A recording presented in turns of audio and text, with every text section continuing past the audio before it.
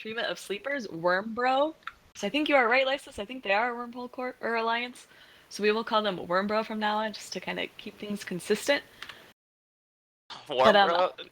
Wormbro, yeah, I don't know.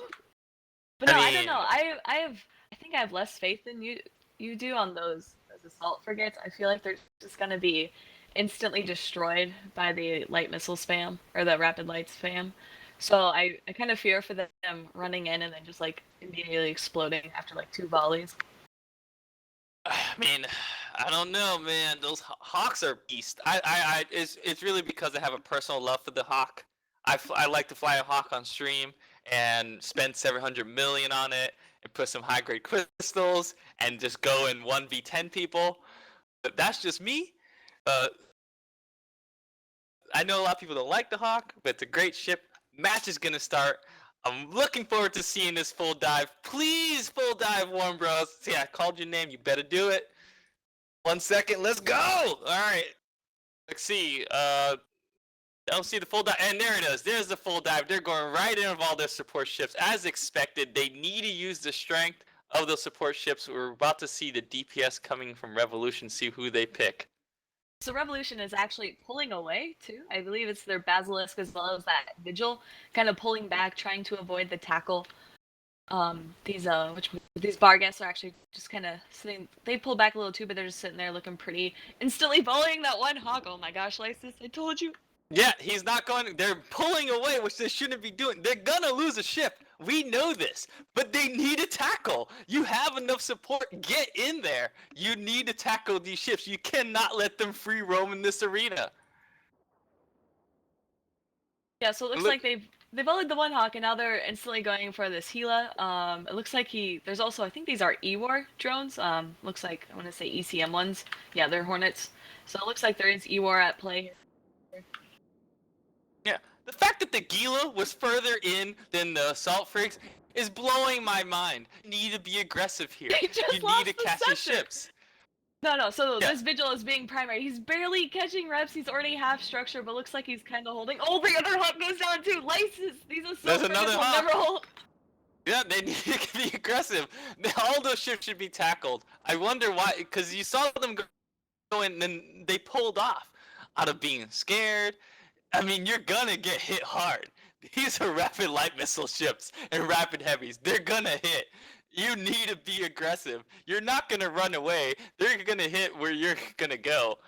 Like the Vigil's gone down. That's important, but Warren Bro have lost a huge core of their support ships. But you know, looks like a Manicore might have boundaried there. From UCMA, he might. I think he boundaried. Yeah. He Due was to over boundary 120 violation. kilometers. Let's see. The Orthus of baseline was caught. Now he is gone. He is now free from being tackled. Look, Star Ice Nolan in Orthus is taking a lot of damage right now. He's having some trouble tanking, but he is going a little dip of armor. And still a slither of shield, and he's actually pulling back a lot of shield. His Logi, his Basilisk, is actually sitting right next to him, whereas Baline, the other Orthus, is actually further away. It looks like he's barely catching reps, so it looks like he kind of stabilized. That Manicore boundary violating probably cost him a lot. Obviously cost him a lot of DPS, but was not good. Losing something to a boundary violation is never good, unless you can convince your enemy to go out of the boundary with you. Ooh, and Rombro just lost a scimitar to the heavy missile DPS coming from Revolution. And there goes another one of their ships. Bifrost is the next primary. It looks like Revolution is going to come out on top of this. There wasn't enough aggression. Pointed, directed aggression is what they needed. And they pulled some ships off. I don't know why they did it. They got scared when they saw yellow boxing come up, but you need to just dive in. They could have killed these Orthuses, but they weren't able to keep the tack on him because they weren't as aggressive as they needed to be. I believe the Orthuses and the Bargas are actually timing their reloads pretty in sync with each other to be able to volley these ships off the field, especially that Scimitar. He dropped very quickly, and you can't really do that without like concise teamwork across your team. Okay, so here's a great development. They just lost their Basilisk. That's huge. These rattlesnakes are not going to have trouble applying to you throughout the arena.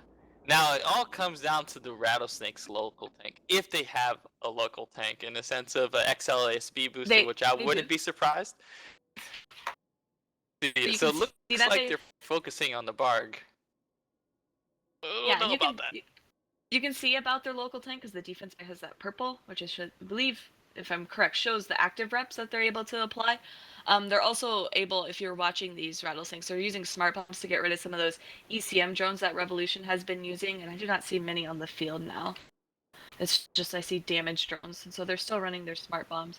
Although I know earlier in the day we saw a rattlesnake kind of living to win, trying to bring his team back from the ashes and soloing the entire enemy team. But I don't believe these rattlesnakes can do it, especially with the bar gas still in play. Yeah, the Bargus are also very strong. Very, very strong ships. Just two rattlesnakes aren't going to be able to take down this whole core of Revolution's ships that are still up. I mean, the Orthuses, they're every ship is comfortable in where they are at. So good job, the Revolution, and picking off Warmbro's tackle wing. It was a very smart decision. That's the decision they had to make. Because if they let those ships get through easily and get tackles them, that would have been a big problem. The FC made the right call. Good on them for making that call. Yeah, so now it just seems Revolution is cleaning the field of this final remaining rattlesnake, who I believe is just barely holding on with his local tank. His shield's kind of bouncing back and forth. There already being good fights and GG's called in local as well, even though the match still has 4 minutes to go. Yeah, I mean, they know they won this. They're very comfortable. Really, Warren Bros had no other tactic that they could have done because they would have been hit. Like they could have tried to, make their assault frigates run away, but that would have been a waste of assault frigates. It's a very tough comp to come up against. Shield assault frigates are strong, but not as strong as some armor assault frigates, who tank ridiculous amount of DPS just because they have a better buffer. But man, I'm sad those Hawks went down so fast. I'm really curious on their fit. But that's just the risk you're running up against, when you're coming into these blind matches. It's a roll of the dice sometimes. They did have a pretty strong tackle wing, and I'm a lover of strong tackle wings. But they're just unlucky on what they up against. But lucky for them, they still have other matches that still allows them to try to still get into the Alliance tournament. They're not immediately knocked out. So we will see more of Warmbro, and Revolution easily makes it to the Alliance tournament. Congratulations to them. And with that, we'll send it back to Epophany in the studio.